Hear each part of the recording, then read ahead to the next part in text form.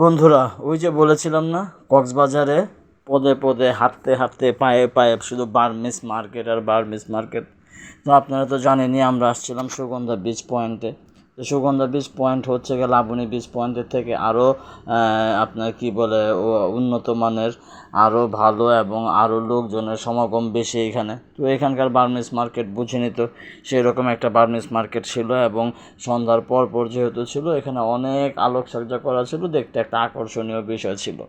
কিন্তু মজার বিষয় হচ্ছে কি জানেন, মহিলা মানুষদের অনেক কিছু কেনার পরেও আবার যদি সামনে আরেকটি দোকান দেখে বা আরেকটি মার্কেট দেখে, ওইখান থেকেও কোনো কিছু করার প্রয়োজন পড়ে, কোনো কিছু জিজ্ঞেস করার প্রয়োজন পড়ে, দামাদামি করার প্রয়োজন পড়ে এবং সুযোগ বুঝে ওইখান থেকে কোনো কিছু নেওয়ারও চিন্তা ভাবনা করে ফেলে। তো ঠিক তাই হয়েছে, ব্যতিক্রম কোনো কিছু না। অনেক জায়গার অনেক বার্মিস মার্কেট ঘোরার পরেও যেহেতু শেষ ফিনিশিংয়ে সুগন্ধা বিচে আসছিলাম, তো সুগন্ধা বিচের আপনার বার্মিস মার্কেট কি আর বাদ যাবে?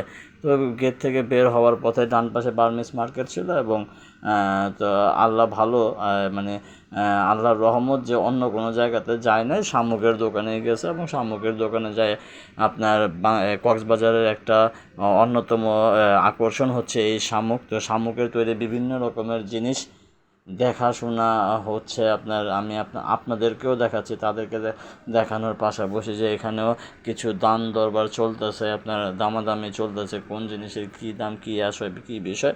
তো টোটাল সব কিছু মিলিয়ে কক্সবাজারের সম্পূর্ণ যে আমার ঢাকা থেকে আসার থেকে শুরু করে এই পর্যন্ত কক্সবাজারের মোটামুটি আমরা যে ভিউগুলোতে গিয়েছি সেই ভিউগুলো আমি আপনাদেরকে দেখিয়ে দিয়েছি। আর এই হচ্ছে আমাদের ঘোরাঘুরির শেষ আপডেট। হয়তো বা আজকে রাত্রেবেলায় আমরা রওনা দিয়ে দিব।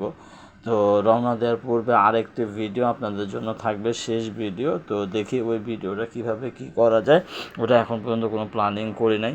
তো আপনারা সবাই দোয়া করবেন আমাদের জন্য, যে আমরা যেভাবে ঢাকা থেকে কক্সবাজার আসছি আবার ঠিক কক্সবাজার থেকেও যাতে ঢাকায় আমরা পৌঁছাতে পারি, সেই দোয়াটা আপনাদের কাছে চাই।